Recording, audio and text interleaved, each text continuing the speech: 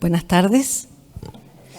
Muy bienvenidos todos los asistentes a este panel dedicado al lenguaje claro y accesible en contextos multiculturales, un derecho fundamental. Tenemos el agrado hoy día de tener un panel con distintas especialidades y además representando también a distintos países. Tenemos al coordinador de este panel, a don Salvador Gutiérrez, tenemos a doña Claudia Poblete, a doña Paulina Yepes, a doña Silvana Ballarín y a dona Giovanna Hurtado.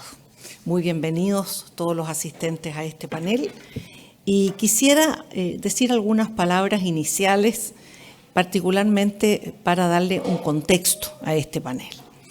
En la evolución desde el punto de vista del acercamiento del derecho, de la justicia, de la normativa del Estado a las personas, ha pasado por distintas etapas a través de la historia.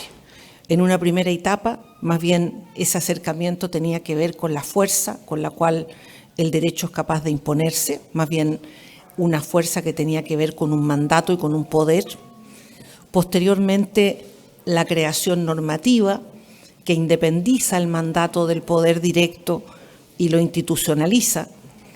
Posteriormente, la existencia de ciertas garantías para que las normas se cumplieran igual para todos y se estableciera un sistema y un procedimiento que fuera conocido. Y luego, un desarrollo posterior, que es justamente a lo que se va a referir este panel, la idea de que no basta todo lo anterior, es decir, que haya una normativa, que haya poderes, que haya procedimientos, que haya un conocimiento, certeza, igualdad en la aplicación del derecho, sino que exista efectivamente una comprensión del derecho por parte de las personas. Es decir, de haber sido algo que era absolutamente presuntivo desde el punto de vista del poder del Estado, se ha transformado en una exigencia mucho más sustantiva, en el sentido de que sin perjuicio del poder del Estado, es indispensable que éste sea capaz de transferir el conocimiento del derecho y las razones por las cuales se toman decisiones en el mundo jurídico a las personas.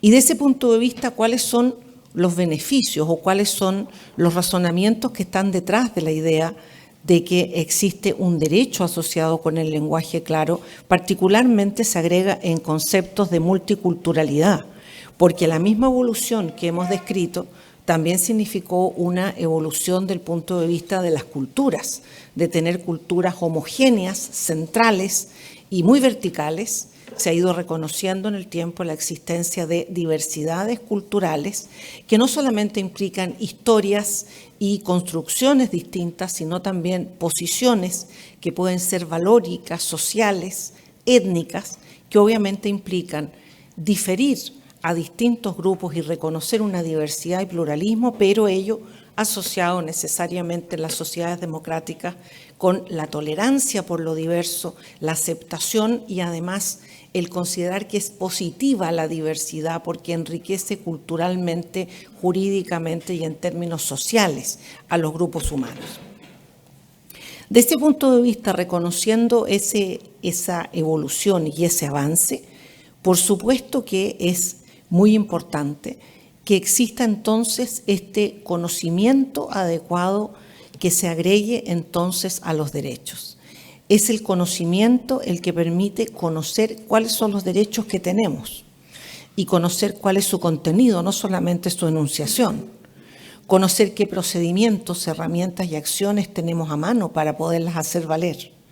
Conocer en qué términos, bajo qué lineamientos la justicia va a conocer de un caso que nos interesa, particularmente de una situación que puede significar una vulneración o una afectación de esos derechos que menciono. Y luego conocer específicamente cuáles son los fundamentos y los contenidos de las decisiones que se toman de ese punto de vista. Luego, al acceso a la justicia, que muchas veces se mira de una manera más formal, se ha ido agregando un acceso comprendido y particularmente el tener el derecho de poder gozar de conocimiento, de información y de una interiorización de las decisiones jurídicas hacia la persona. Eso genera, por supuesto, un círculo virtuoso, porque eso es lo que consigue canalizar demandas adecuadas, necesidades de aclaración que muchas veces significan reformas no solo legales, sino incluso constitucionales, y poder además extender el mundo jurídico no solamente a aquellos que podríamos llamar, entre comillas, iniciados, los conocedores, los expertos, sino extenderlo a todas las personas, porque esa experiencia o esa iniciación sirven como una herramienta, pero a favor de otros, no en sustitución de otros. Y en consecuencia las personas que bien conocen el mundo del derecho no actúan por las demás, sino que actúan para las demás, ¿no? Y eso es entonces lo que demanda, particularmente en mi caso, del punto de vista de los jueces, que nosotros no solamente nos veamos obligados a emplear el derecho, aplicar la ley, interpretarla, por cierto. La exégesis de la ley es absolutamente fundamental, casi tanto como la ley misma, sino que seamos capaces de, tomada una decisión y manteniendo el rigor jurídico de esa decisión, ser capaz entonces de explicarla de modo que se entienda y de modo que se comparta. Esto, como lo decíamos ayer en la presentación de la Red Panhispánica de Lenguaje Claro, implica también un serio e importante compromiso con la legitimidad del derecho y la legitimidad en las sociedades modernas.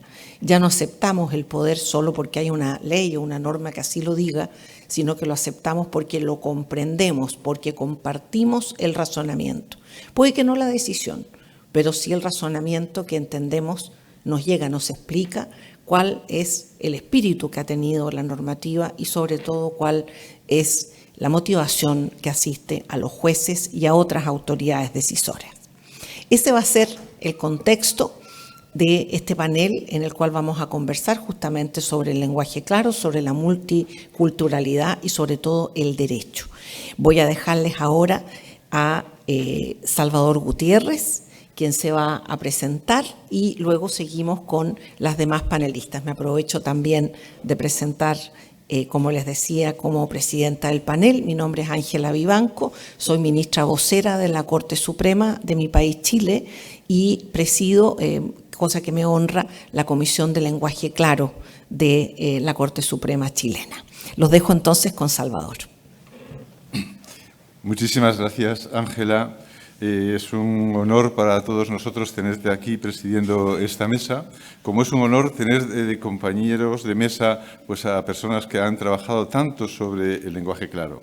Yo soy Salvador Gutiérrez Ordóñez, soy lingüista, no soy de Derecho, pero bueno, pertenezco a la Real Academia Española y por pertenecer a la Real Academia Española me cayó hace unos años pues una delegación para participar en una comisión famosa, la Comisión de Modernización del Lenguaje Jurídico, creada por el Gobierno Zapatero el año 2009, que realizó un informe. Y a partir de ahí, pues, he participado pues, en la edición del libro de estilo de la justicia, en la corrección del Tribunal Constitucional de las normas de estilo del Tribunal Constitucional, de la Fiscalía General del Estado también. Es decir, que a pesar de que soy lingüista, he tenido alguna relación con este tema del lenguaje claro y he compartido la pasión que en un momento me nació, como voy a comentar. Les voy a leerles para no pasarme mucho del tiempo. Hasta entonces, la opacidad de la comunicación jurídico-administrativa representaba para mí una característica propia de un lenguaje lastrado por arcaísmos y formulismos, heredero de una tradición centenaria. Fue en la primera reunión de la Comisión de Modernización del Lenguaje Jurídico, creada a finales de 2009, cuando escuché de boca de don Jesús García Calderón, entonces fiscal general de Andalucía, buen jurista, muy buen poeta, la expresión «el derecho a comprender». Decía, una justicia moderna es una justicia que la ciudadanía es capaz de comprender. Un derecho que enhebraba directamente en un principio ético la necesidad de entender las disposiciones que dirigen nuestra vida social e individual. Para alguien como yo, que ha dedicado los mejores años de su vida a la lingüística, el movimiento del lenguaje claro se asienta también sobre los principios básicos de la teoría de la comunicación. Los mensajes son como flechas que, tras salir de la ballesta y atravesar el aire, alcanzan su fin cuando percuten en la diana. La comunicación es un proceso que se cierra de forma exitosa cuando el destinatario logra descifrar no solo el significado, sino también el sentido intencional que el emisor intentaba transmitirle. De no ser así, estamos ante un fracaso comunicativo. Muchos de estos fallos se deben al incumplimiento de normas pragmáticas, especialmente de las máximas de cooperación comunicativa. Según el grado de satisfacción de las distintas dimensiones de este principio, un mensaje, entre otras cualidades, puede ser más o menos coherente, más o menos adecuado, más o menos correcto, más o menos cortés, relevante, verdadero, conveniente, claro, completo, suficiente, apropiado, ordenado, eficiente. Cuando se producen vacilaciones o violaciones en alguno de estos ejes, los enunciados se convierten en incoherentes, inadecuados, incorrectos, descorteses, irrelevantes, falsos, inconvenientes, ininteligibles, oscuros, confusos, incompletos, insuficientes, inapropiados. Las consecuencias afectan también al emisor, que merecerá calificativos como maleducado, machista, racista, violento, orgulloso, soberbio, presuntuoso, etcétera, etcétera. Ahora bien, lo que importa es que estas violaciones lingüísticas y pragmáticas tienen una ulterior trascendencia, pueden repercutir sobre los derechos de los ciudadanos. No voy a insistir en las desventuras de todo tipo que acarrea este tipo de violaciones. Son bien conocidas, van a ser muy bien tratadas por mis compañeros de mesa. Lo que voy a intentar va a ser adelantar unas posibles relaciones que pueda tener el lenguaje claro con otros ámbitos, en otros campos de batalla, digo, que son también que participan de las mismas características. El movimiento del lenguaje claro nació ligado a un ámbito de la comunicación, el lenguaje jurídico y administrativo. Sin embargo, aunque este espacio constituye el campo de Agramante en sus orígenes y su desarrollo, este movimiento no puede desligarse de otros ámbitos en los que la comunicación de los profesionales sobre asuntos de interés para el destinatario no iniciado tampoco es clara. Paralela a la opacidad de la comunicación legal y administrativa, la tradición satirizó el abstruso lenguaje de la medicina, el rimbombante y vacuo discurso de los políticos, la jerga de numerosas ramas de la ciencia y de la tecnología, incluso de la cultura. Benedetti satiriza en un hermoso regalo la jerga que utilizamos los lingüistas, se titula Lingüistas precisamente, un cuento maravilloso. En el día a día nos encontramos que no es imposible primero leer y también comprender el prospecto de un medicamento o descifrar las instrucciones de un reloj digital o una cafetera o simplemente armar un sencillo mueble de IKEA. El discurso de los políticos a los ciudadanos ofrece un tipo de opacidad diferente. Ha recibido varias denominaciones a lo largo de estos últimos siglos, 2 siglos. Lenguaje encina en la Rusia zarista, Betonssprache en Alemania, lenguaje de plomo en China, double speech en Reino Unido, pero la más conocida es quizás langue de bois, la lengua de madera de los franceses. Los sujetos emisores de este tipo de comunicación son fundamentalmente políticos. El destinatario es la gran mayoría, que se divide normalmente en 3 grupos, los partidarios, los adversarios y los indecisos. Utiliza expresiones genéricas, secuencias de imposible referencialidad, estereotipos, giros eufemísticos para evitar los nombres de connotaciones negativas. Es un lenguaje retórico, en el peor de los sentidos, diseñado para generar niebla. El lenguaje de la ciencia y de la técnica se convierte a veces en una jerga que alcanza incluso a los sectores de la vida tan importantes como la salud, ya hemos citado. El lenguaje de los médicos ya fue tradicionalmente objeto de sátira en la pluma de grandes escritores. El crítico más destacado y mordaz fue, todos lo sabemos, sin duda Molière, que los ataca al menos en 5 de sus comedias. Dice, vuestra sabiduría es tan solo una quimera, médicos doctos y ligeros. No os es dado curar con grandes latinajos, los arcaicismos, el terrible dolor que me enloquece. Es evidente que esta oscuridad lesiona los derechos de los hablantes, reconocidos en España por la Ley 26.529 de Salud Pública, que especifica que los pacientes tienen derecho a recibir información clara, suficiente y adecuada a su capacidad de comprensión sobre su estado de salud, de los estadios, los tratamientos que fueren menester realizarle y la previsible evolución, riesgos y complicaciones o secuelas. Un conocido periodista español, Manuel Campo Vidal, denunciaba con estas luminosas palabras la oscuridad de los profesionales de la ciencia. Observen la vida cotidiana. Hay médicos que comunican las peores noticias sin tacto alguno, arquitectos que se creen más importantes que su edificio y así lo expresan, ingenieros que hablan solo para los de su secta tecnológica, abogados convencidos de que su licenciatura jurídica equivale a hablar como Demóstenes, profesores que creen que con sus explicaciones densas, cuando no confusas, generan mayor admiración entre el alumnado. El concepto de accesibilidad tiene su origen en un principio ético que considera que todos los seres humanos somos iguales en derechos y que repudia la discriminación de personas cualesquiera sean los individuos afectados y cualquiera sea el ámbito de consideración. Es un principio reconocido como un derecho por la Organización de las Naciones Unidas. Surgió originariamente pensado para las personas con discapacidad, pero se extendió a los colectivos afectados por la invisibilidad social y la discriminación: mujeres, migrantes, sectores étnicos no favorecidos, ancianos, personas con otras opciones religiosas, sexuales, ideológicas, etcétera, etcétera. La implantación del concepto accesibilidad para todos, que es una ampliación, o accesibilidad universal, significó casi un salto cualitativo. El diseño universal es necesario para los discapacitados permanentes, es útil para los ocasionales y es cómodo para todos. La accesibilidad comunicativa, que es una parte de la accesibilidad, es una de sus vertientes. Tiene una importancia singular. Participa directamente en la comprensión, la accesibilidad cognitiva, en la educación, la accesibilidad educativa, en las TIC, la accesibilidad digital. Es una reclamación urgente y multitudinaria. La hondonada de separación que designa el derecho en término brecha está avanzando del brazo de las nuevas tecnologías hasta convertirse en una cima. Todo es cada día más complejo, cada día más críptico.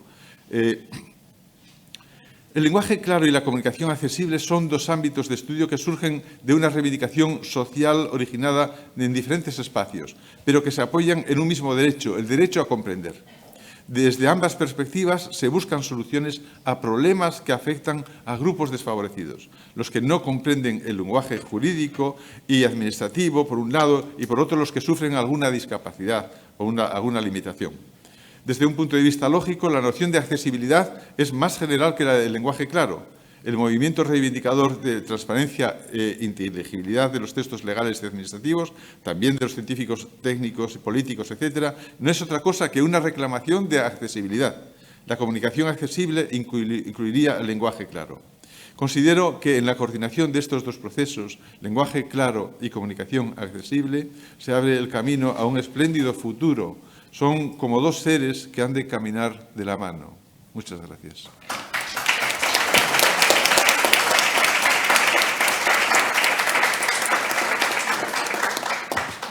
Le damos la palabra ahora a la señora Claudia Poblete.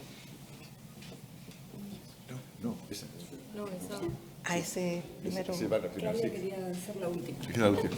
No, es que además tenemos que respetar el orden para no liarles a... Primero... Lo que pasa es que tú lo tienes en este. No, pero es que, perdona. ¿Cuál es primero? Silvana, primero Silvana. Y luego Paulina. Paulina. Perfecto. Y después... Dejamos al último. Bien, entonces, Silvana Ballarín. Muchas gracias. Bueno, yo soy Silvana Ballarín, fui 15 años juez de familia, soy profesora de la Facultad de Derecho de la Universidad Nacional de Mar del Plata, Argentina. Y quiero en estos pocos minutos concentrarme en 2 o 3 núcleos que me gustaría, ya que hablamos de lenguaje claro, ser lo más clara posible y que esto que quiero decirles sea accesible a todos. El lenguaje claro en el proceso de familias, porque es mi especialidad, pero porque el fuero de familias en realidad es un fuero dentro del Poder Judicial que trata todo el tiempo con personas que están en situación de vulnerabilidad, por razón de géneros, violencia familiar, generalmente violencia respecto de la mujer, pero también de las personas trans, intersexuales, etcétera. También violencia en relación, y cuestiones de violencia económica en relación a parejas, personas con limitación de capacidad, como recién decían. Este tema del lenguaje accesible es muy importante en relación a las personas con discapacidad y niñas, niños, adolescentes. Por eso creo que es muy importante que hablemos de lenguaje claro en los procesos de familias. No es lo mismo cualquier ciudadano que estos ciudadanos. Y si creemos que los ciudadanos, en vez de estar sometidos, están implicados en un proceso, no podemos hacer, como dice Michel Taruf, una selección cultural de las personas a las que va dirigida nuestro discurso.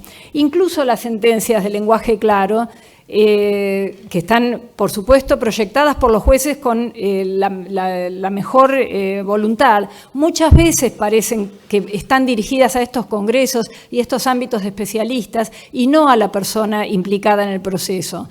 Entonces, creo que es muy importante que pongamos un poco el acento en esto.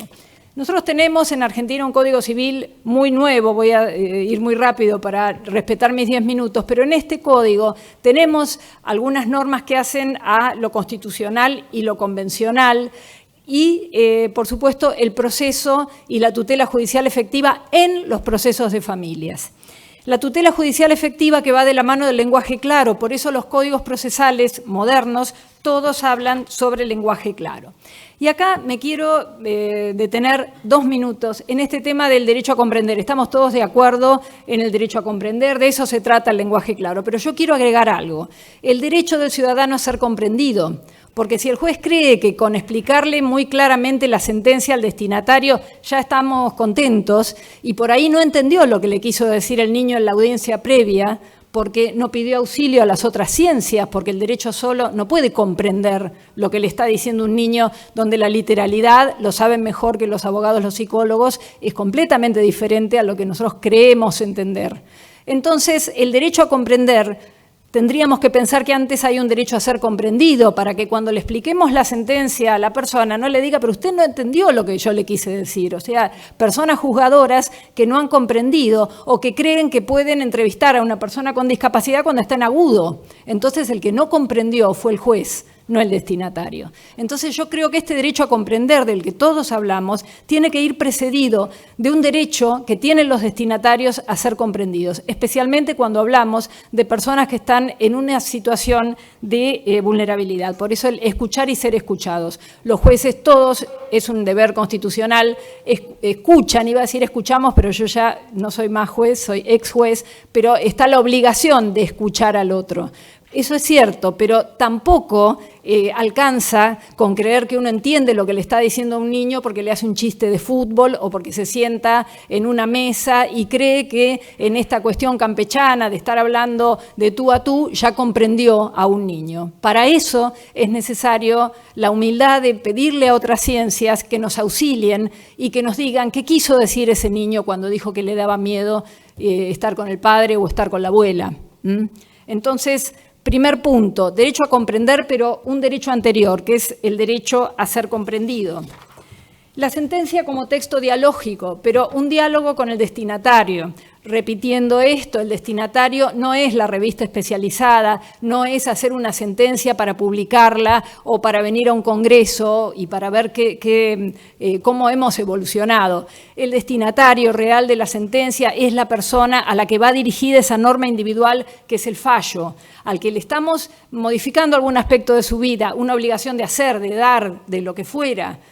Ese es el verdadero destinatario. Y este diálogo no significa que el juez no dirija, no sea el director del proceso. Significa que es un director no autoritario, un director democrático que le está explicando, como recién decía Ángeles, no solamente qué debe hacer, sino por qué tiene que hacerlo, porque hay un fundamento.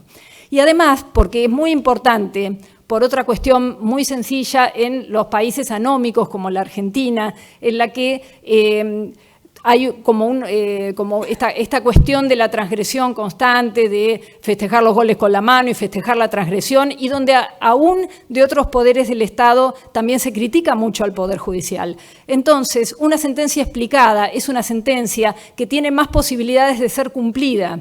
Entonces, primero vamos por el cumplimiento, no por la ejecución. No tenemos que decir porque sí, porque estás sometido al proceso, sino porque te explico las razones. De esto hay mucho escrito sobre todas las motivaciones o las razones para la acción, por qué tenemos que cumplir la sentencia. Algunos lo cumplen por el temor a la sanción, pero hay otros que pueden adherir a esa sentencia.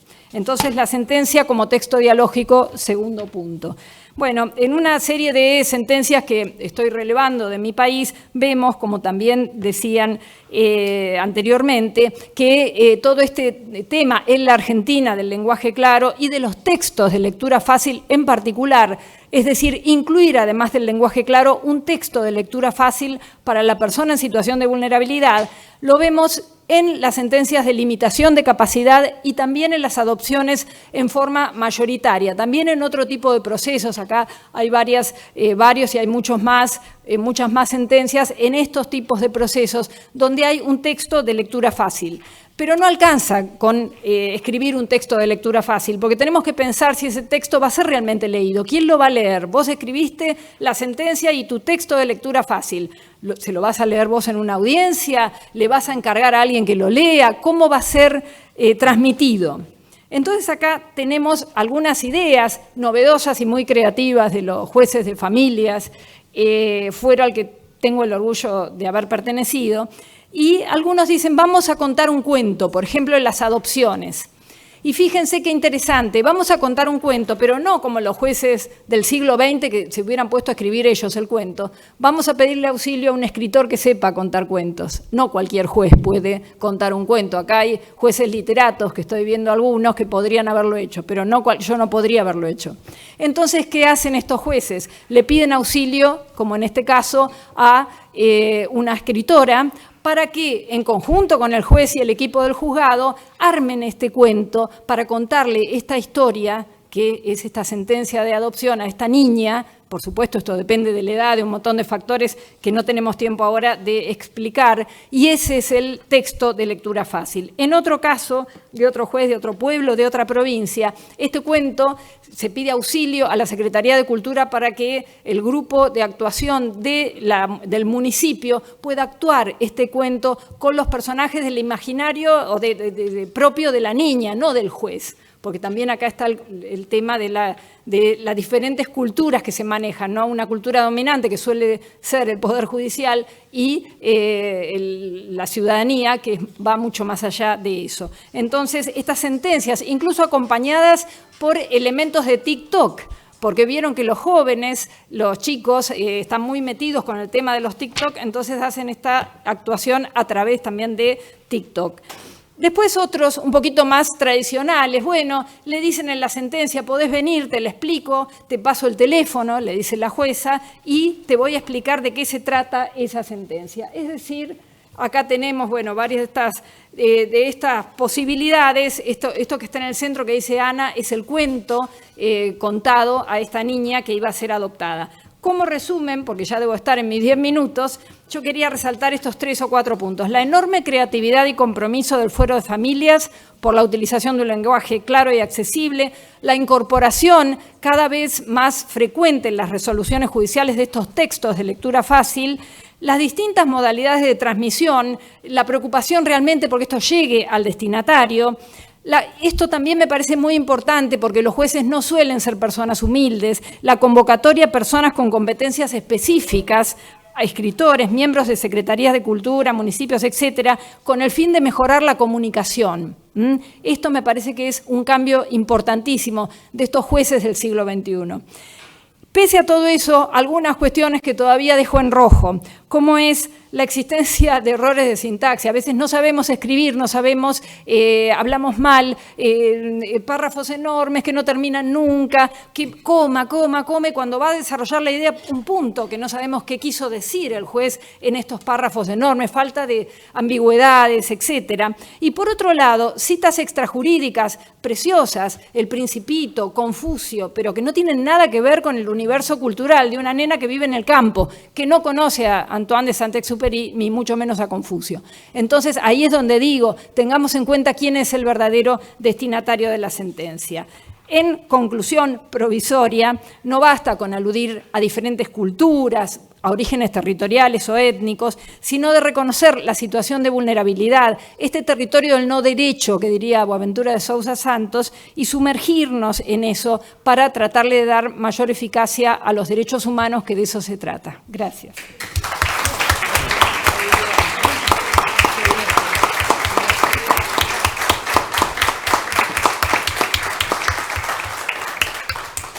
Muchas gracias, Silvana. Le vamos a dar la palabra entonces a la señora Paulina Yepes.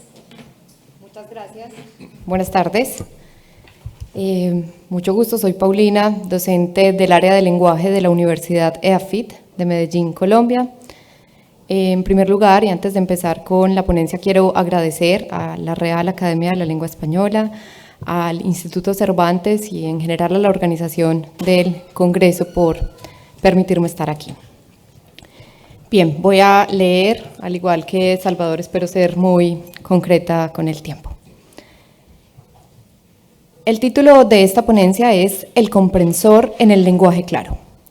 ¿Por qué comprensor y no comprendedor?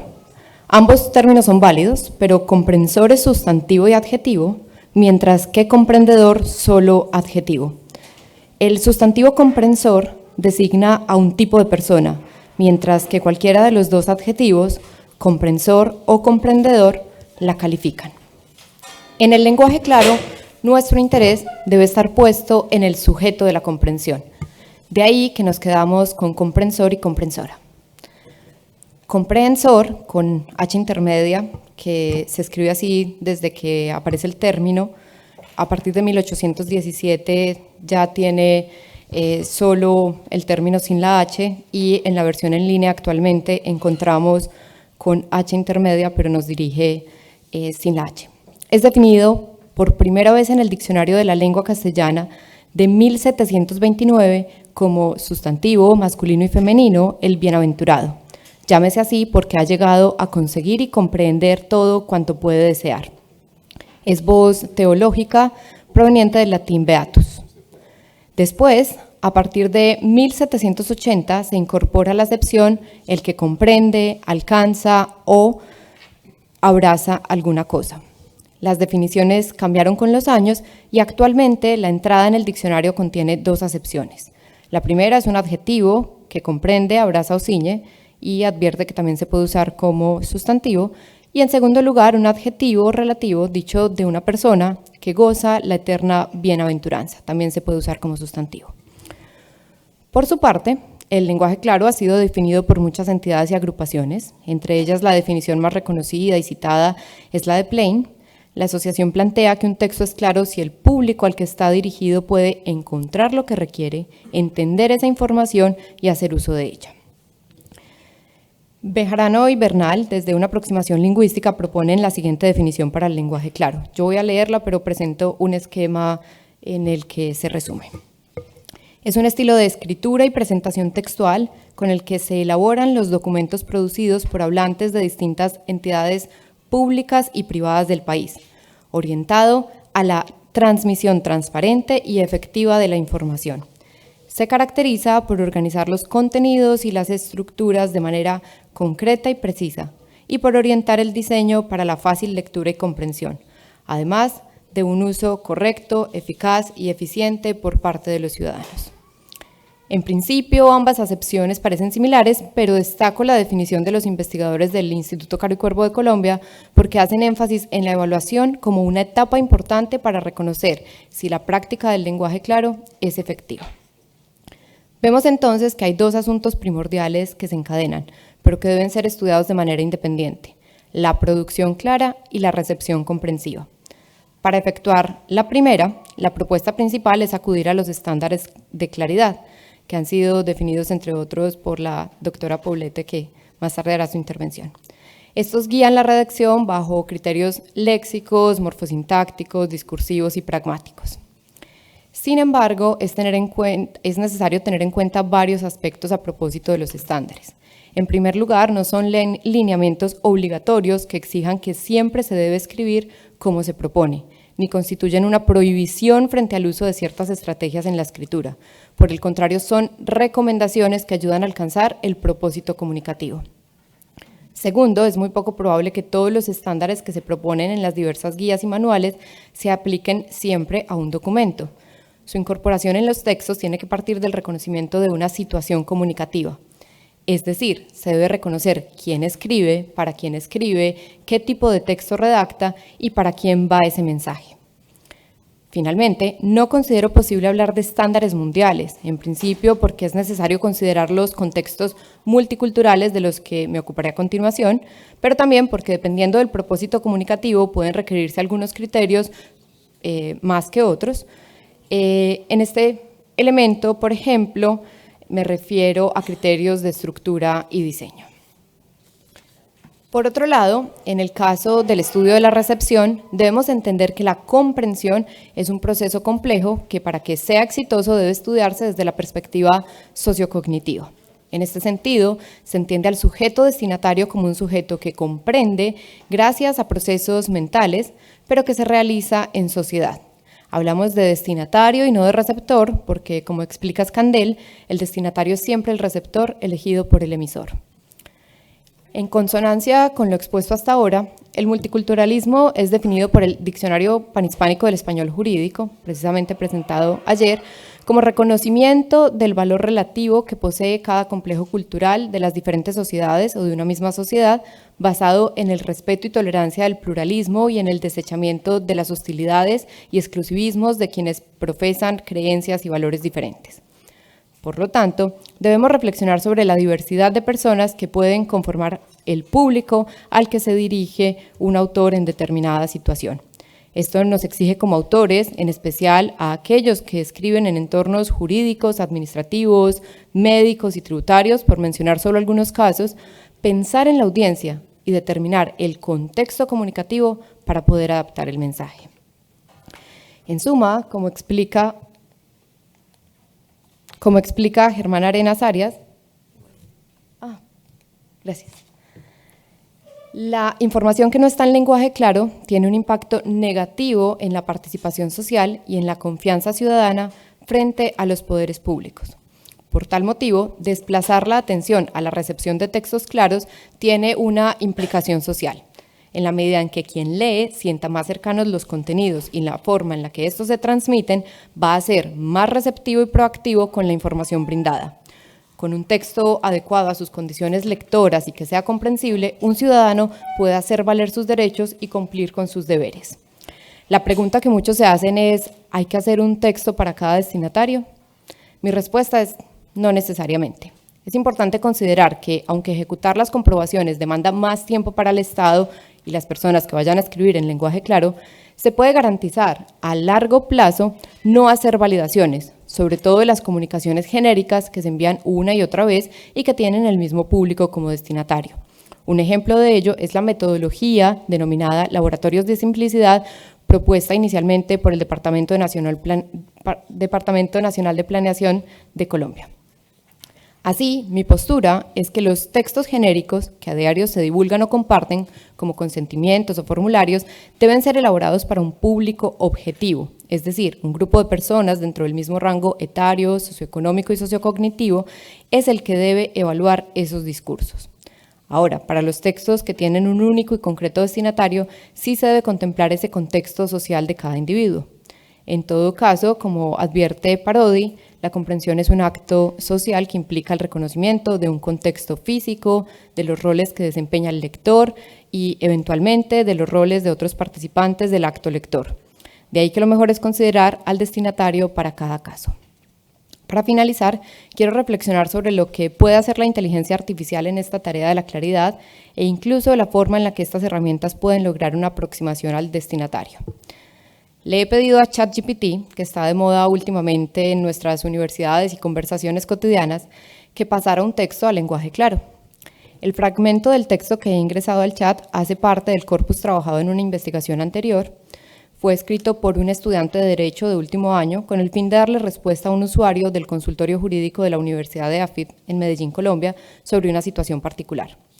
Partimos de un documento que no cumple con los estándares de claridad, para eso tomamos en su momento los criterios definidos por la Red del Lenguaje Claro de Chile, como se evidencia en la investigación que hemos hecho. A continuación ustedes ven el texto, no lo voy a leer para no extenderme, es el que encuentran en el lado izquierdo de la pantalla. Tras la pregunta, ¿puedes decirme esto en lenguaje claro?, el chat arroja el resultado que ven en la parte superior derecha. Es un texto más corto, emplea menos términos, cambia allí un poco la redacción. Por supuesto, necesitaría de un experto en la materia para que valide la información. Esto no se lo podemos dejar solo a la inteligencia artificial. Y, pues, en esa medida, corrija posibles errores. Sin embargo, sí facilita la tarea para el redactor. Luego, le pedí al chat que me dijera eso mismo para un joven de 25 años. Es decir, delimité al usuario que necesita la información. La respuesta, en términos comunicativos, es sorprendente a mi modo de ver. Esta sí la voy a leer. La ley dice que si un jefe no paga a un empleado el dinero que le debe, el jefe puede recibir una multa adicional. Pero para que eso suceda, el empleado debe demostrar que el jefe no pagó a propósito, no solo porque se olvidó. Eso significa que el jefe no solo no pagó el dinero, sino que también no le importa que el empleado tenga derecho a recibirlo. En tu caso, se determinó que tu jefe te debe 4.600.000, en fin. Y si puedes demostrar que no pagó a propósito y que no le importó tu derecho a recibir el dinero, podrías recibir una multa adicional y tu jefe tendría que pagar lo que te debe. No puedo asegurar que el contenido sea correcto porque yo no soy abogada, no tengo esa formación y tampoco tengo el conocimiento específico para determinar la correspondencia en el sentido del mensaje inicial y final. Estas validaciones definitivamente debe hacerlas quien tiene información contextual del caso y tiene conocimiento en la materia. Lo que quiero concluir y por lo que traigo este ejemplo es que sí hay formas de escribirle a un destinatario específico en sus propios términos. Hasta la inteligencia artificial lo hace. Solo es cuestión de reconocer el lugar del otro y hablarle de tú a tú, como bien lo dijo ayer el defensor del pueblo, Ángel Gabilondo, en la presentación de la Red Panhispánica de Lenguaje Claro. Muchas gracias.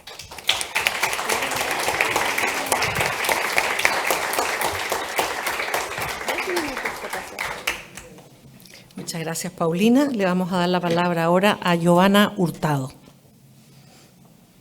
Muy buenas tardes, tengan todos y todas. Muchas gracias. No voy a usar presentación, muy bien. Felicitaciones a mis expositores precedentes. Y me ayuda mucho para clarificar un poco lo que voy a abordar ahora, que es justicia intercultural, desafíos actuales, y lo cuento desde mi rol como directora del Centro de Investigaciones Judiciales del Poder Judicial del Perú, ¿no? Ya José María Arguedas había dicho alguna vez con respecto al Perú que no hay más país más diverso, más múltiple en variedad terrena y humana, todos los grados de calor y color, de amor y de odio, de urdimbres y sutilezas, de símbolos utilizados e inspiradores. Y es que en mi país coexisten diversos pueblos y comunidades con lenguas, tradiciones y cosmovisiones particulares. Cada una de estas sociedades poseen estructuras propias que están compuestas por narrativas, o como dice Echeverría, metanarrativas, metahistorias, discursos históricos, y entendidos como componentes esenciales de su propia cultura, que les va a dar sentido a su vida. Nosotros en Perú tenemos un mapa etnolingüístico que señala que el 14% de la población peruana habla alguna de las 48 lenguas indígenas u originarias. De estas 48, 21 están en peligro de extinción. Pero volviendo a nuestras 48 lenguas indígenas u originarias, 4 lenguas se hablan en los Andes. El quechua es empleado en 16 departamentos y el aymara en 5 departamentos. 44 lenguas se hablan en la Amazonía del Perú, donde el ayaninca se emplea en 5 departamentos, el aguajuín en 4 y el shipibo-conillo en 3 departamentos. En ese sentido, debemos tomar conciencia que es necesario cerrar brechas para el acceso a la justicia, ¿no? Y en esta oportunidad quiero reflexionar sobre la importancia de que las decisiones judiciales resulten comprensibles y, como decía Silvana Ballarín, también incluye ese derecho a ser comprendido, ¿no?, por todos los justiciables mediante un lenguaje claro, con especial énfasis en aquellos ciudadanos que hablan lenguas originarias. Y estimo que este es uno de los mayores desafíos que nos presenta actualmente en el sistema judicial peruano, con mayor razón si sopesamos estas 48 lenguas que se hablan en nuestro país, ¿no? Y es que ya lo hemos ratificado aquí, los abogados solemos usar palabras y frases complejas, usamos latín, lenguaje técnico, que es parte de nuestra formación inicial desde el pregrado. Yo misma les digo a mis alumnos de la Universidad de San, les digo, tienes que hablar como abogada, no puedes hablar confundiendo términos, ¿no? Y es que esto se complejiza aún más cuando hablamos de impartir justicia, ¿no? Cuando el juez valora los medios de prueba, cuando argumenta su decisión y cuando finalmente expone las razones del derecho.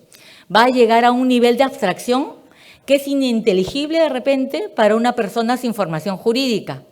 Y esta incomprensión del texto jurídico se va a incrementar aún más cuando el servicio de justicia está dirigido a personas que hablan lenguas originarias.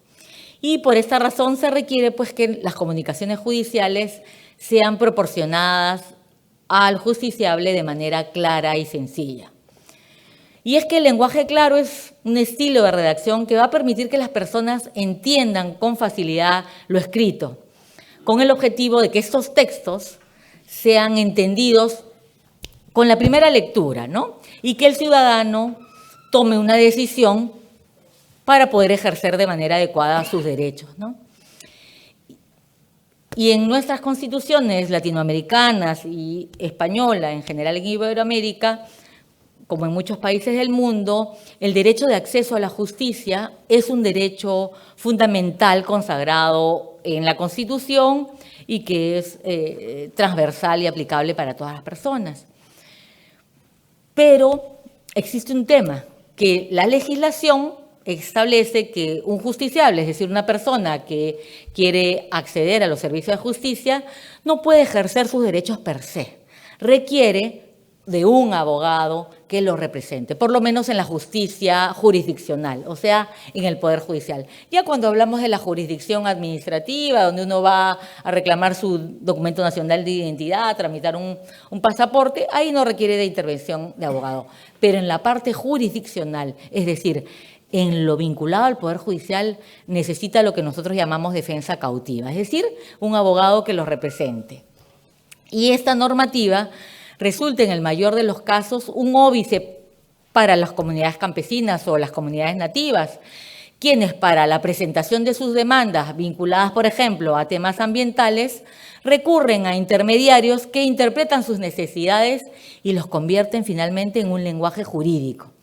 Y ello implica por parte de los abogados un ejercicio hermenéutico de contenidos culturales que van a ser plasmados en discursos jurídicos.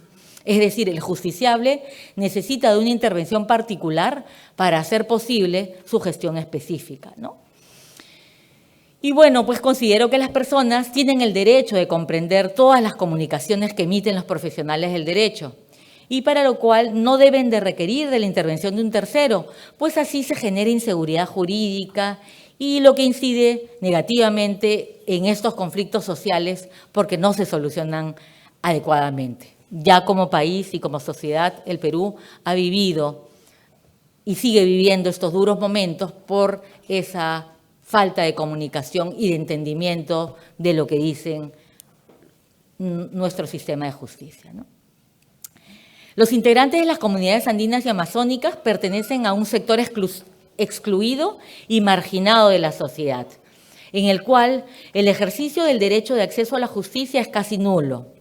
Además de estar en incapacidad de comunicarse en castellano, su condición social y económica es precaria. Eso lo ratifica el último censo realizado en el año 2017 por el Instituto Nacional de Estadística e Informática, en donde se concluye que aquellos hogares en los que se hablan lenguas originarias y que están ubicados además en zonas rurales se encuentran en una situación de necesidades básicas insatisfechas.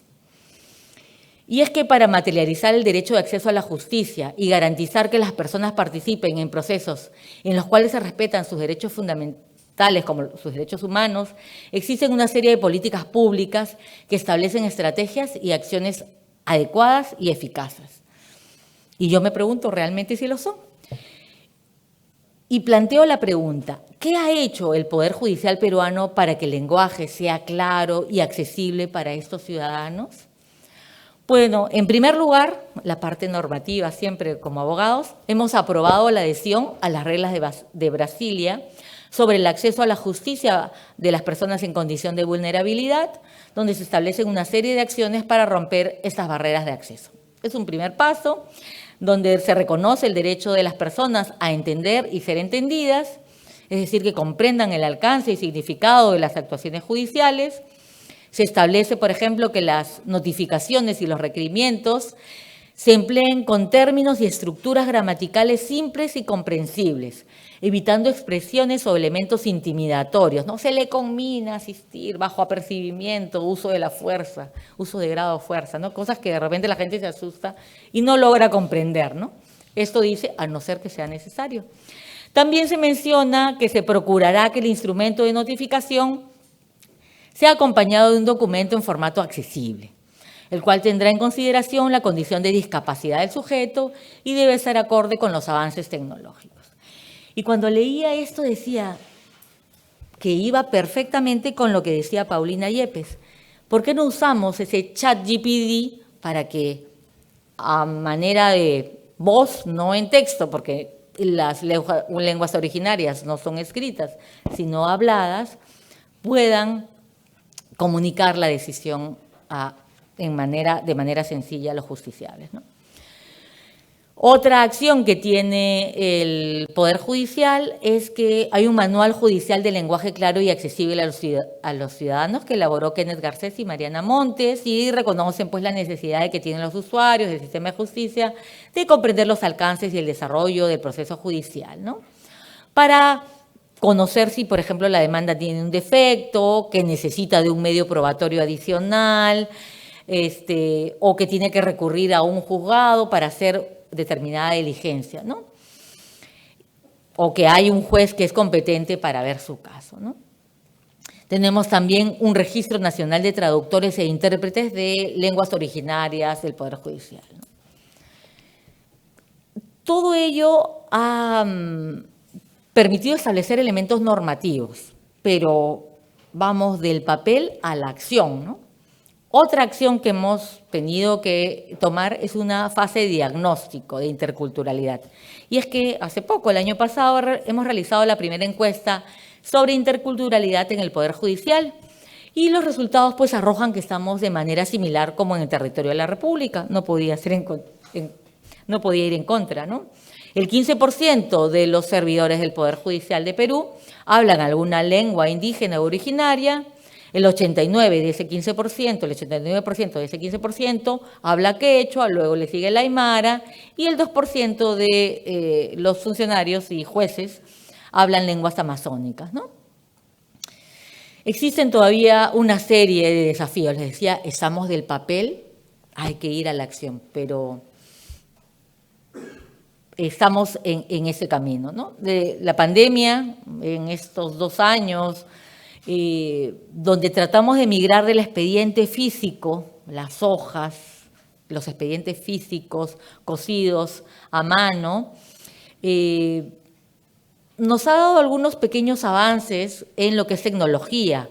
Hemos implementado buzones para notificación electrónica, desarrollo de audiencias virtuales, sesiones mediadas por el uso de tecnologías y los continuamos haciendo para que justamente la justicia sea un poco más célere. Sin embargo, es necesario implementar plataformas informáticas que nos ayuden como área administrativa a tomar decisiones que procesen la información más rápida, ¿no? Se requiere que la dirección de audiencias o el uso, por ejemplo, de cámaras GESEL para tomar la declaración de las víctimas pueda hacerse también con peritos psicológicos parlantes de lenguas originarias. En un mundo ideal, les decía que esa ratio decidendi, es decir, qué decidió el juez, por qué razones lo decidió, deberían poder ser descargadas en un formato de audio en la lengua originaria del propio justiciable, para que comprenda cuál fue el sentido final de la decisión. Todavía hay mucho por hacer en el Poder Judicial peruano, se han realizado avances, no son suficientes, subsisten algunos grandes retos para que la justicia tenga realmente un lenguaje claro y accesible para todos los ciudadanos y que brinde realmente servicios de justicia con calidad y un rostro humano. Muchas gracias.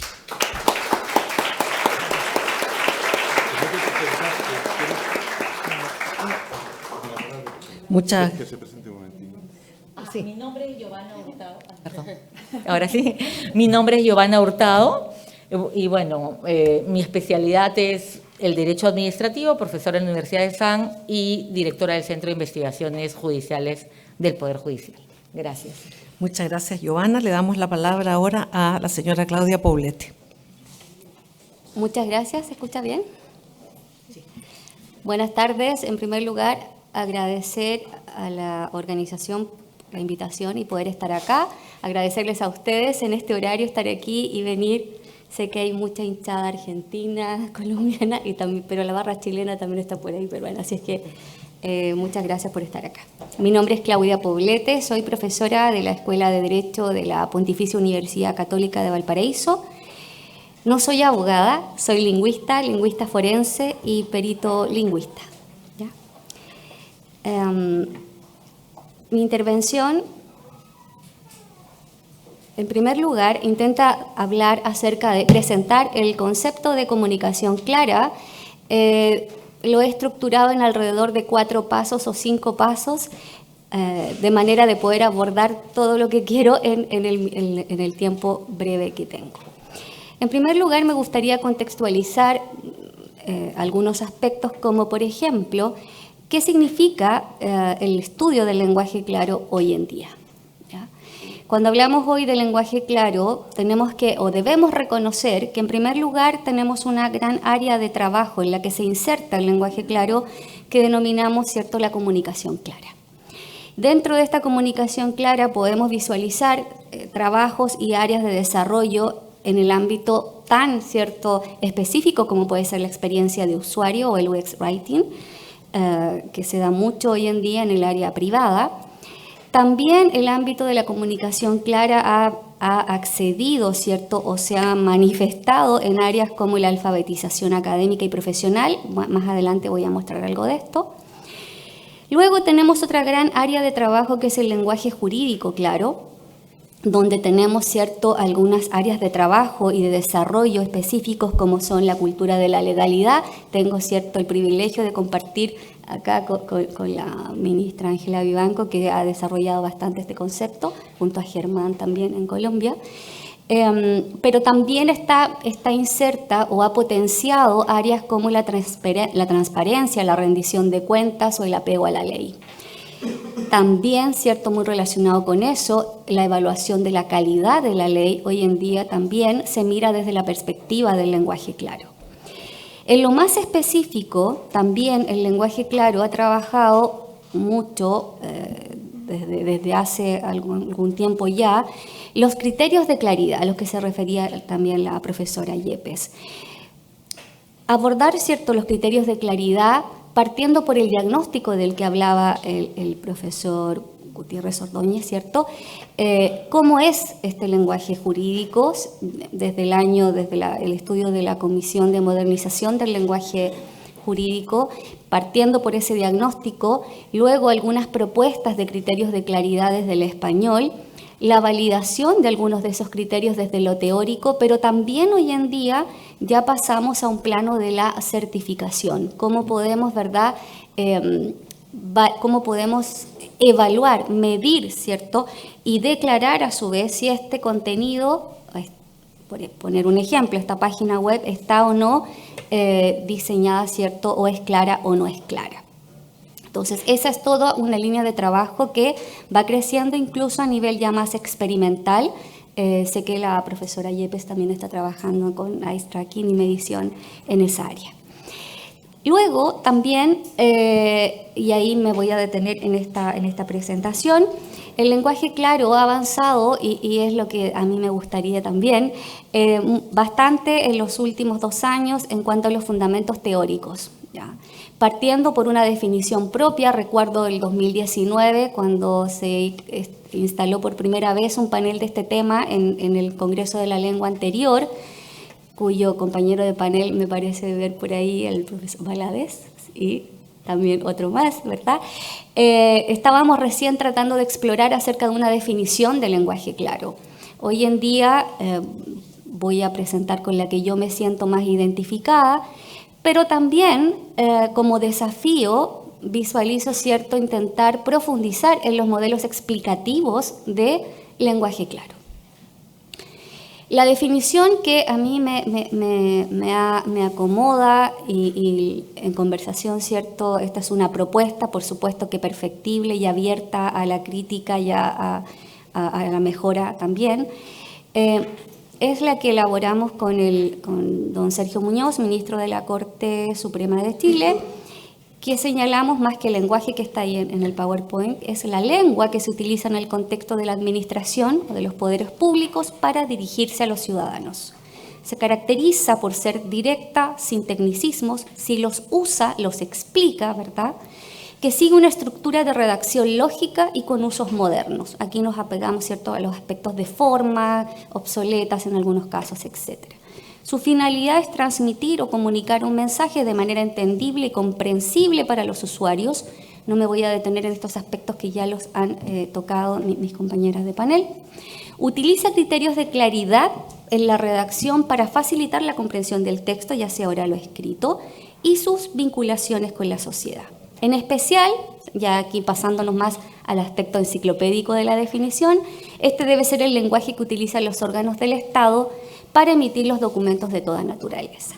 Esta es una definición que tal vez no es la más popular, ¿verdad? Sigue estando muy presente en la definición de Plain, pero que desde mi punto de vista apunta más al concepto de comunicación, incluidos los aspectos de diseño y visuales, más que al aspecto lingüístico.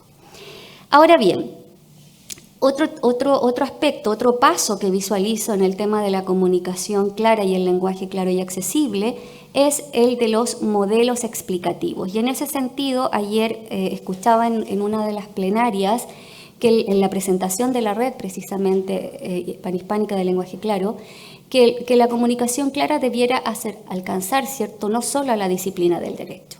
En ese sentido, lo que postulo, ¿cierto?, es que la comunicación clara debiera estar inserta en todas las áreas disciplinarias que tengan una vinculación con los usuarios. Medicina, sé que también acá en España hay un gran proyecto importante que se relaciona con cómo el lenguaje claro trabaja o la comunicación clara con el ámbito tributario, ¿verdad? Entonces, debiera alcanzar, y eso se podría dar en la formación disciplinar, sobre todo en los años terminales, en el sentido de fin, de la formación académica, precisamente cuando el estudiante egresa y tiene que enfrentarse a la sociedad, donde debe reformular su contenido, lo que aprendió, pero lo debe reformular para distintos contextos. Debe ser el mejor abogado, el mejor médico para comunicarse con sus pares, pero también para aquellos que no conocen la disciplina, y también para reformular para aquellos que no tienen ese conocimiento. Esa hablaría, ¿cierto?, de un buen profesional. Por supuesto que esto con apoyos de la inteligencia artificial, también con apoyos de asistentes de redacción, ¿verdad?, que también existen hoy en día, y con apoyos desde la lingüística para caracterizar las prácticas discursivas, ¿verdad?, que manifiestan la claridad, y también los aspectos lingüísticos que están involucrados en ello. Como tercer paso y otro modelo explicativo, y en este quiero poner bastante énfasis, es entender que todos aquellos que estamos trabajando en el área de comunicación clara o de lenguaje claro o lenguaje accesible, debemos manejar 3 niveles que a veces se confunden o no se visualizan. Un primer nivel que yo he denominado inicial. ¿Qué significa esto? Generamos ayudas para los textos que ya están y que no son claros. Y así generamos sentencias que tengan un apartado con lectura fácil o con lenguaje claro, ¿verdad? O tenemos una ley fácil en el caso de Chile que difunde, ¿cierto?, la ley, etcétera. Todo aquello que es ayuda para reformular al lenguaje claro o comunicación clara si incorporamos aspectos visuales. Ya, ese para mí es un nivel inicial, que no son niveles ni que se excluyen, ni ninguno en términos de peyorativos, no, absolutamente descriptivo. Un segundo nivel que yo denomino integración. ¿Por qué? Porque en la integración nosotros adquirimos ya la competencia y somos capaces de visualizar el destinatario, de diferenciarlos y, por ejemplo, la ley ya la redactamos con lenguaje claro. No hacemos ayudas para que la gente entienda, sino que la redactamos con lenguaje claro. ¿Y por qué me detengo en el caso de la ley? Porque ya sabemos, ¿cierto?, que la ley contamina todos los escritos de la Administración de Justicia. Si no tenemos una ley clara, esto se traspasa a todos los demás textos de la Administración. Entonces, por eso parto, ¿cierto?, por la ley. Y un tercer nivel que yo le denomino un nivel de consolidación. ¿Por qué? Porque acá ya no solo nos estamos refiriendo al texto en detalle, al texto que está o no está escrito con lenguaje claro, sino que estamos abogando por un derecho a comprender. ¿Ya? Es decir, no solo de reformular textos, sino que la comprensión sea un derecho. ¿Por qué un derecho? Por supuesto que porque es un derecho que nos permite acceder a otros derechos fundamentales. Y esto yo denomino el paso 4, el derecho a comprender, y aquí sigo a un constitucionalista y experto en derecho administrativo en una de sus publicaciones. Dice, lo voy a leer, dice: la transparencia no se satisface solo con la publicación de las leyes, ese es solo un primer paso, dice él, sino que esto debe ser seguido por otras obligaciones que deben cumplir los órganos del Estado. Una obligación de tipo material, que es difundir el contenido. Creo que muchas de nuestras legislaciones han dado ya ese paso, está en la página web, ¿cierto? O se supone conocido, etcétera. Pero ya un nivel mucho más sustantivo, que es ejecutar medidas que permitan la real comprensión de dichas disposiciones. Este salto, ¿verdad? Este cambio de paradigma es lo que demanda, ¿cierto?, el derecho a comprender. No solo es necesario que la persona disponga de suficiente información acerca de las normas jurídicas, sino que efectivamente brindarle protección para poder cumplir su objetivo es necesario que la persona comprenda esa ley. Y de ahí, ¿cierto?, la cultura de la legalidad. Para estar, ¿cierto?, acorde con el tiempo, quisiera esbozar solo algunas conclusiones, que más que conclusiones son más bien algunas reflexiones. En primer lugar, el lenguaje claro y la comunicación clara deberían estar, ¿cierto?, presentes en la formación de todas las disciplinas, sobre todo aquellas que tienen mayor vinculación con la sociedad, tanto en la formación académica como profesional. Una segunda reflexión es la importancia de la rigurosidad. La ministra Vivanco habló, ¿cierto?, de la rigurosidad del derecho, de lo jurídico, pero también yo le agregaría de la rigurosidad lingüística. Es decir, estamos aquí trabajando con conceptos lingüísticos que de pronto utilizamos sin ser rigurosos en cuanto a lo que significan, lo que implican, ¿cierto? Y a veces creamos algunas etiquetas que no son muy felices desde lo lingüístico. Tercera reflexión: cuidado y preocupación por los aspectos éticos que están en torno a la comunicación clara y el lenguaje claro. El lenguaje claro, desde mi punto de vista, debiera estar al servicio, ¿cierto?, de la persona, debería ser un servicio público, debería potenciar, ¿cierto?, la accesibilidad y sobre todo en los contextos multiculturales a los que se han referido. No puede ser solo, o no puede ser más bien un negocio, entre comillas, una actividad lucrativa. Como cuarta reflexión, y está ahí reflejado en el PowerPoint, ¿cierto?, que las etiquetas no impidan el desarrollo del derecho a comprender. Que si hablamos de lenguaje claro, de accesibilidad cognitiva, lectura fácil o comunicación clara, seamos rigurosas y sepamos que estamos hablando de cosas teóricamente distintas, pero que todas estamos abogando por un derecho a comprender. Y que estas etiquetas, ¿verdad?,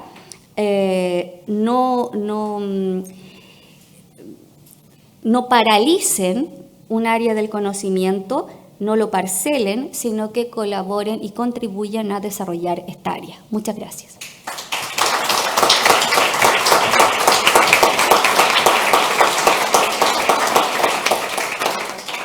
Muchas gracias, Claudia. Tenemos otros paneles a las 5:30 de la tarde. Entonces vamos a dar un tiempo para preguntas que rogamos, la claridad es innecesario porque es el tema de este panel, pero sí les vamos a pedir que sean preguntas breves para que se puedan contestar en estos pocos minutos que nos quedan. Por allá. Buenas tardes. Yo soy de Costa Rica, trabajo en el Poder Judicial de Costa Rica. Me gustaría saber...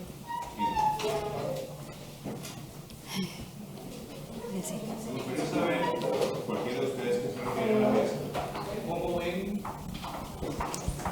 Gracias. ¿Cómo ven una situación de, bueno, en mi país yo la llamaría, no sé, de buenismo burocrático, al cual se tiene que enfrentar el lenguaje jurídico, el lenguaje claro, que es cuando choca contra disposiciones normativas que obligan a la utilización del lenguaje de cierta forma? Concretamente, en Costa Rica hay una normativa que regula el lenguaje inclusivo. Viene, y con esto termino, viene un consultante que quiere despedir a su trabajador porque es vagabundo, pero se obliga a que no se hable de trabajador, sino de persona trabajadora. Entonces, el tipo me dice, ¿cómo me refiero yo a la persona trabajadora, pero que es vagabunda? Por ejemplo, y está compelida la autoridad a hablar así.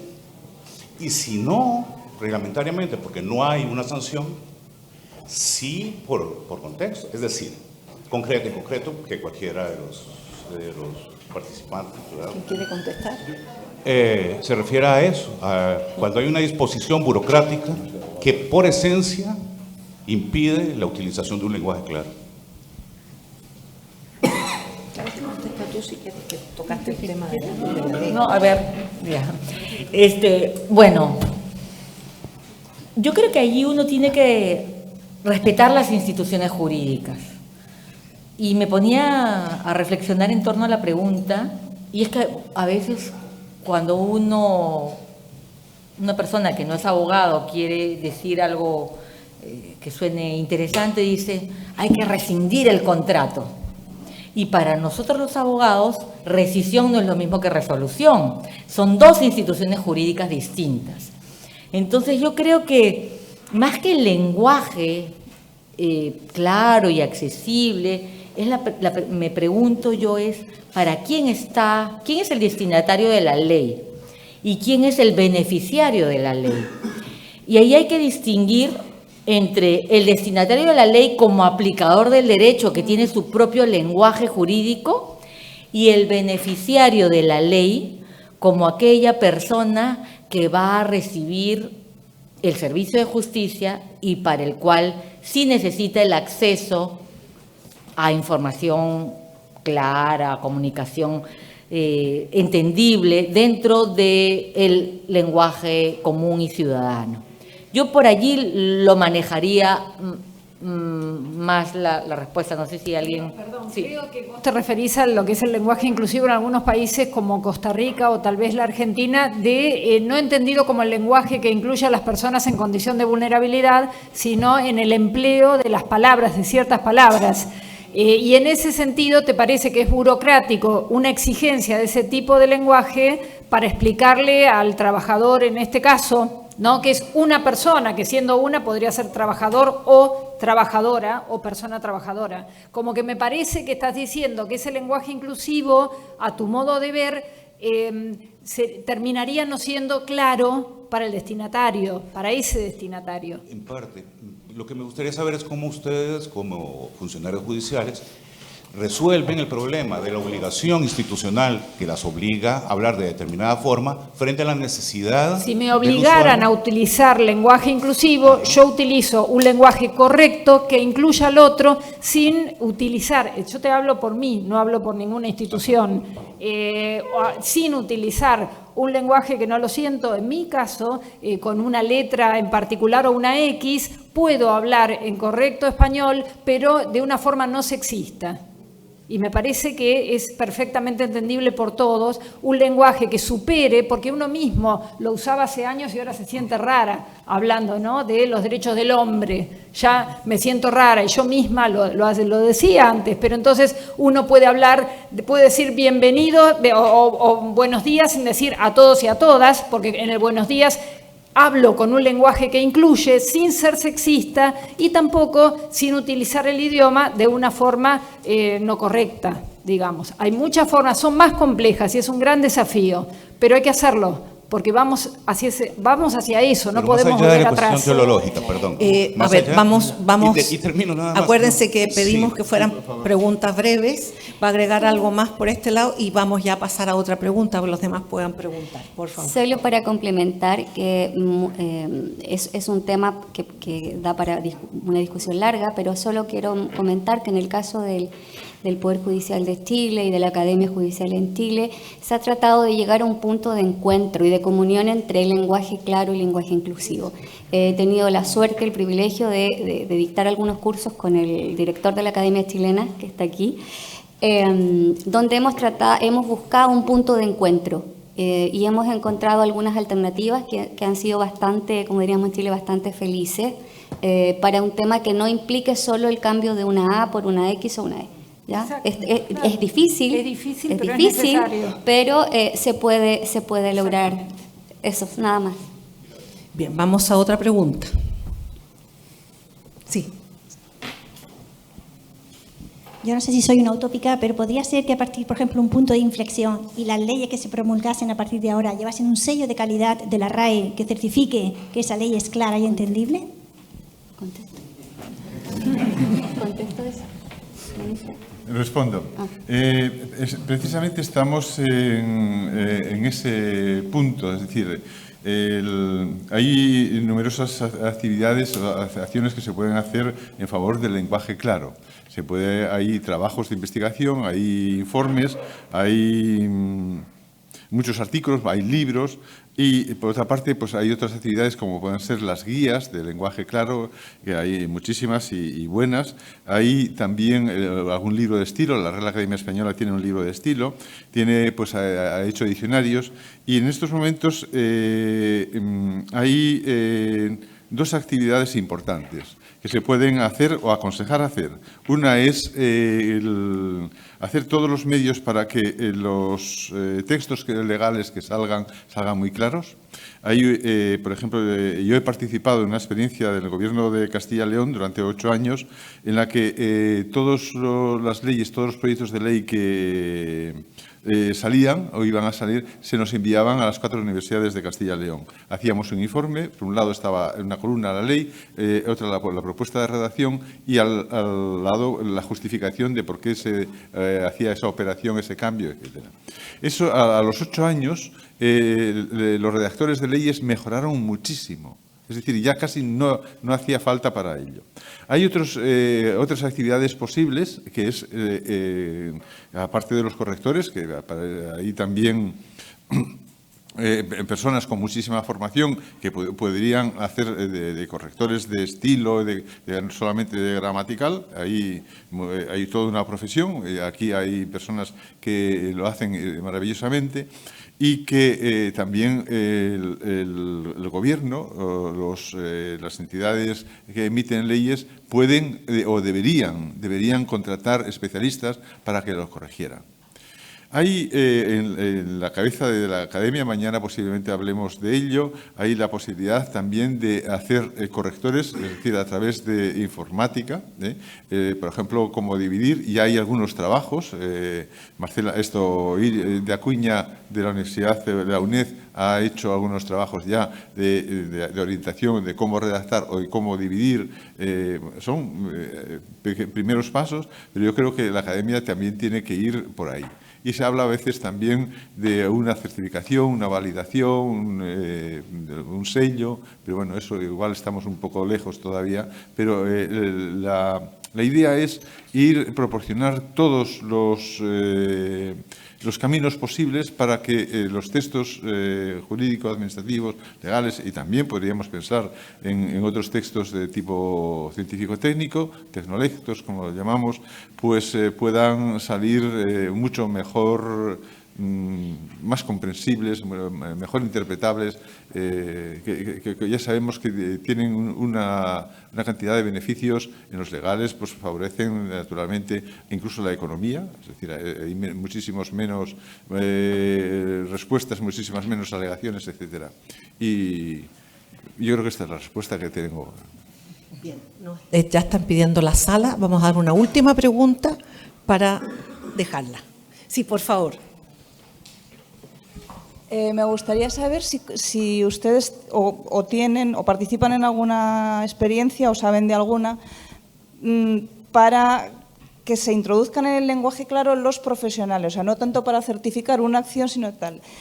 Lo digo en el sentido de que yo he tenido contacto con un abogado que redactaba una apelación en mi nombre y yo me empeñé que hasta que yo no la entendiera no la iba a presentar. Y es un señor que ejerce la abogacía, un buen abogado que ejerce la abogacía hace mucho tiempo, en una ciudad grande y no sabe lo que es el lenguaje claro, no le suena de nada. Lo he hablado con médicos y no tienen ni idea de qué es el lenguaje claro ni por qué tienen que hacer ningún esfuerzo. Entonces, a esas personas creo que no les llega todo esto de lo que hablamos. Formarlos a ellos pero formar al estudiante de medicina o al estudiante. Entonces, si sabéis de alguna, o sea, si participáis en algo que vaya por ahí. Paulina. Gracias.